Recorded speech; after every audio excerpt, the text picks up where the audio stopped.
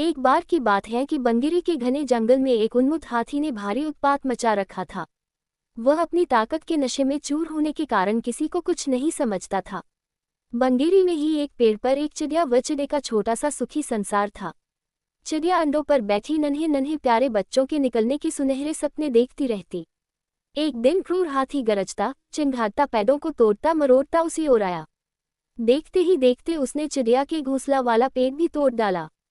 घोंसला नीचे आ गिरा और अंडे टूट गए और ऊपर से हाथी का पैर उस पर पड़ा। चिड़िया और चिड़ा चीखने चिल्लाने के सिवा और कुछ न कर सके। हाथी के जाने के बाद चिड़िया छाती पीट पीट कर रोने लगी। तभी वहां कठफोड़वी आई। वह चिड़िया की अच्छी मित्र थी। कठफोड़वी ने उनके रोने का कारण पूछा तो चिड़िया ने अपनी सारी कहानी कह डाली। कठफोड़वी बोली, इस प्रकार गम में डूबे रहने से कुछ नहीं होगा। उस हाथी को सबक सिखाने के लिए हमें कुछ करना होगा। चिड़िया ने निराशा दिखाई, हमें छोटे मोटे जीव उस बलशाली हाथी से कैसे टक्कर ले सकते हैं। कठफोड़वी ने समझाया, एक और एक मिलकर 11 बनते हैं। हम अपनी शक्तियां जोड़ेंगे। कैसे? चिड़िया ने पूछा। मेरा एक मित्र मियाख नामक भावरा है, हमें उससे सलाह लेना चाहिए। चिड़िया और कठफोड़वी भावरे से मिली। भावरा गुनगुनाया, ये तो बहुत बुरा हुआ।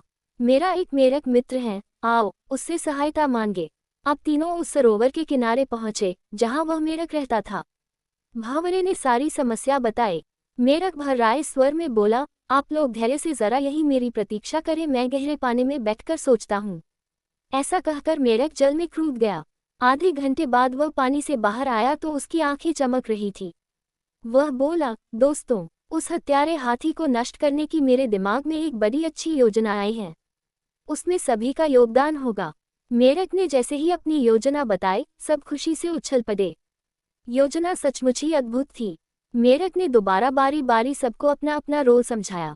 कुछ ही दूर वह उन्मत्त हाथी तोड़फोड़ मचाकर व पेट भरकर कोंपलों वाली शाखाएं खाकर मस्ती में खड़ा कानों के पास जाकर मधुर राग गुंजाने लगा।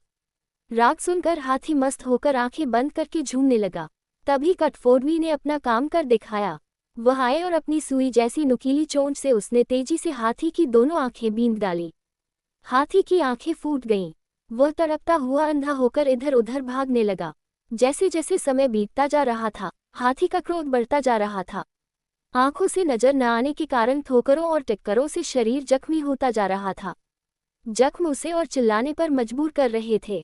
चिड़िया कृतज्ञ स्वर में मेढक से बोली, भैया, मैं आजीवन तुम्हारी आभारी रहूंगी। तुमने मेरी इतनी सहायता कर दी। मेढक ने कहा, आभार मानने की जरूरत नहीं, मित्र ही मित्रों के काम आते हैं। एक तो आंखों में जलन और ऊपर से चिल्लाते चिंघाड़ते हाथी का गला सूख गया।